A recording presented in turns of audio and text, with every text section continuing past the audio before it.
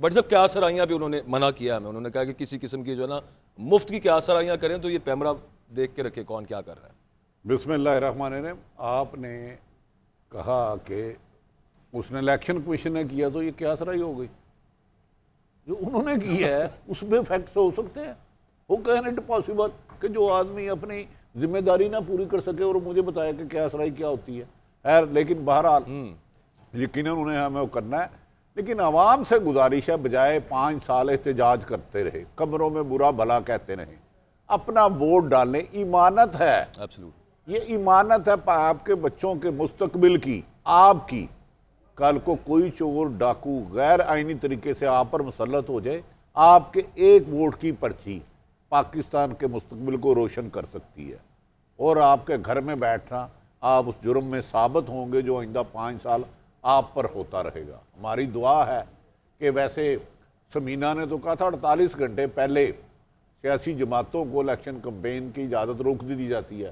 میں تو پچھلے دیکھ رہا ہوں طریقے صاحب کو ملی نہیں تو ان کو روکو گے کہاں سے کمپین چلانے کی اجازت؟ وہ دیتی نہیں، لیتا کی لڑا کیجئے۔ نہیں سر یہ بھی میں تو ویسے چلائی ہے انہوں نے کیمپین۔ نہیں وہ بھی بیچارہ جہاں جاتا تھا پولیس آ جاتی تھی، لیکن عوام سے گزارش ہے جس مرضی جماعت کو چاہو، محترم نواز شریف ہو، بلاول صاحب ہو، مولانا صاحب ہو، عمران خان ہو، اپنا ووٹ ضرور ڈال لیں۔ خدا کے لیے ووٹ نہ ڈال کے اس جرم میں ثابت نہ ہو جو آپ کا ووٹ چوری کرنا چاہتے ہیں۔ اچھا بھٹی صاحب میں ایک بڑی مشکل میں ہوں، ذرا میری مشکل آسان کریں۔ میں اصل میں چاہ رہی تھی کہ میں اکبر ایس بابر صاحب کو ووٹ کروں، مجھے سمجھ نہیں آ رہی وہ کون سے حلقے سے کھڑے ہوئے ہیں اور کہاں سے وہ امیدوار ہے۔ وہ اتنے امپورٹنٹ کینڈیڈیٹ تھے اور ان کے لیے ہم نے دیکھا اتنا بڑا فیصلہ بھی آیا ہے، اور اب ان کو میں ووٹ کرنا چاہ رہی ہوں لیکن مجھے ابھی تک پتہ نہیں ہے وہ کدھر کھڑے ہیں۔ آپ لگتا ہے پاکستان میں نہیں رہتی، آپ الیکشن کمیشن کے دفتر جائیں، وہاں ایک ہی جماعت ہے۔ 2018 میں بھی اکبر ایس بابر کے پورے ملک میں کینڈیڈیٹ کھڑے ہوئے تھے، پورے ملک میں، لیکن وہ الیکشن میں نہیں کھڑے ہوئے تھے، اپنے اپنے گھر کھڑے ہوئے تھے۔ اب بھی ان کے کینڈیڈیٹ سب سے زیادہ کھڑے ہیں، کم سے کم ان کے کوئی 4-5 لاکھ ووٹر ہیں، لیکن وہ آپ اگر الیکشن کمیشن کی اینک لگائیں گے تو آپ کو وہ نظر آ جائیں گے۔ آپ ایک پاکستانی کی اینک لگائیں گے تو آپ کی پرابلم ہوگی۔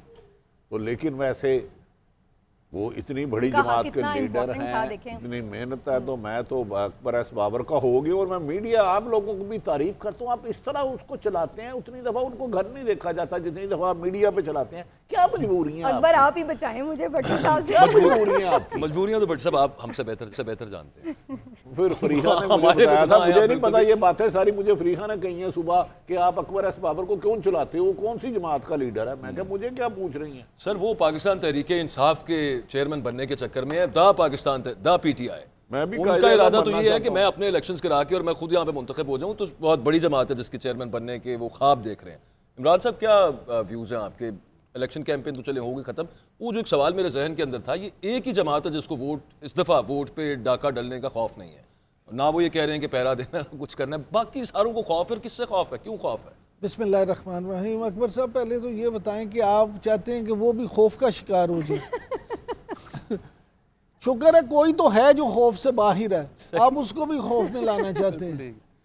تو معاملہ یہ ہے کہ یہ جو اللہ کرے کہ ہم تو یہ چاہتے ہیں کہ اس ملک میں ایسی فضا ہو کہ کوئی بھی کسی خوف کا شکار نہ ہو، اور خاص طور پہ یہ دیکھیں جیسے بھٹی صاحب نے بڑی خوبصورت بات کی کہ آپ تمام خوف جو ہیں ان کو بالائے طاق رکھتے ہوئے نکلیں۔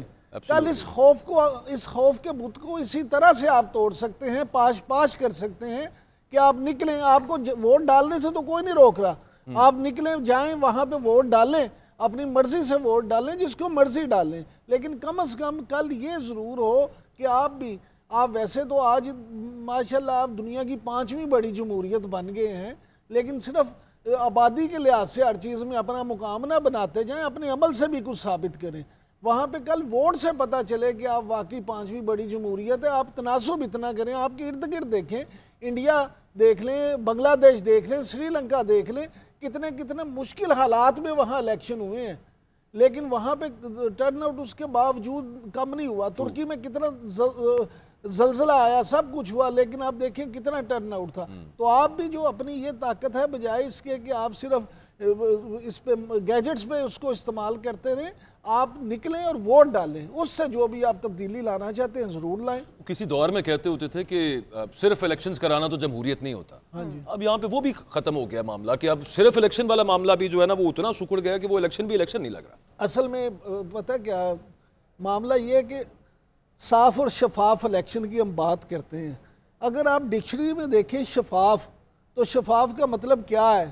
شفاف کا مطلب ہوتا ہے کہ آر پار جس کے نظر آئے. ٹرانسپیرنٹ. ہاں جی, تو جتنے آر پار اس الیکشن میں نظر آ رہا ہے, میں نے تو ماضی میں کسی الیکشن میں نہیں دیکھا, پھر بھی آپ کو شک, ہاں جی, پھر بھی آپ کو شک ہے. یہ بات ٹھیک. لیکن قاضی صاحب بڑی اچھی اچھی سب یہاں پر گفتگو کر رہے ہیں کہ اچھی جمہوریت ہو, جمہوریت پھلے پھولے اور ووٹ سے تبدیلی آئے.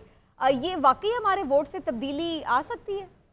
لیکن آپ کوئی, میں گن رہا تھا, کوئی ابھی تک 5-10 منٹ میں 46 یا 50 دفعہ آپ نے لفظ جمہوریت استعمال کیا, اور یہ جمہوریت کا لفظ پہلی دفعہ اس سیارے پر 508 BC بیفور کرائسٹ استعمال ہوا تھا, اور یہ یونانی لفظ سے نکلا ہے, اور اس کا لغوی مطلب ہے پیپلز پاور, یعنی لوگوں کی حکمرانی.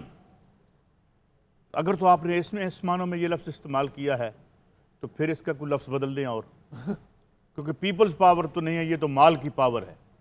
جس طریقے سے فائنانس کیپٹل نے اس کو ٹیک اوور کیا ہے, اور ووٹ ڈالنا چھوڑیں, جو بکسے سے ووٹ نکالیں گے ان کی بھی کوئی اہمیت ہے, وہ بھی تھوڑی بہت اہمیت رکھتے ہیں.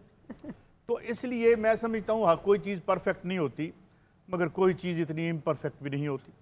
میں کسی کی طرف اشارہ نہیں کر رہا, اور کسی قسم کی مماثلت جو ہے وہ بالکل اتفاقیہ ہوگی. تو میں یہ عرض کر رہا ہوں کہ جو کچھ ہو رہا ہے اسے, یہ جگہ ہے, اس جگہ پہ یہ بہت بڑے اس میڈیا کے لوگ بیٹھے ہیں, اس کمرے میں ہزاروں سینکڑوں اینگلز ہیں. اگر یہ کیمرہ ہم وہاں پلیس کریں تو یہاں ہم اور نظر آئیں گے, ادھر پلیس کریں تو ہم اور نظر آئیں گے.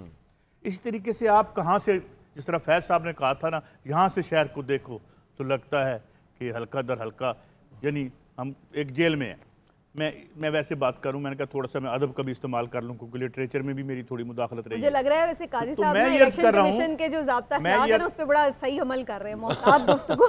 میں یہ کہہ رہا ہوں کہ بھئی جمہوریت تو اگر عوام کا اقتدار ہے, یہ کیسا عوام کا اقتدار ہے کہ وہاں یورپ میں بیٹھ کے کہتے ہیں کہ جی تمہارا فیصلہ ہو گیا ہے. ہم لوگوں کو کہتے ہیں تم باہر نکلو. ایک پارٹی کھڑا ہو کے کہتی ہے کہ جناب اگلے تسیح گئے ہیں, تو کیا الیکشن کمیشن کو اس کو بلا کے پوچھنا نہیں چاہیے تو تسی کی میں گئے ہو؟ How come? ابھی تو الیکشن شروع نہیں ہوا, الیکشن کا پروسیس شروع نہیں ہوا. How come you have declared that you are going to, جو اس کو یہ کریں گے, اس پہ تو بندے کو بین ہونا چاہیے, مگر بین یہ نہیں ہوں گے. تو یہ مسئلہ ہے. میں اس لیے سمجھتا ہوں اس کے باوجود I support my friends and my colleagues کہ بھئی ہمیں الیکشن کے پروسیس میں جانا چاہیے. انہیں کیا سی نا کہ علم حاصل کرو, چاہے ایم اے او کالج ہی جانا پہ. اس وقت ایم اے او کالج میں پڑھاتا تھا تو بڑے حالات خراب تھے وہاں. تو میں یہ عرض کر رہا ہوں کہ الیکشن ضرور ہونے چاہیے, but what will be the outcome, and if the outcome has been reached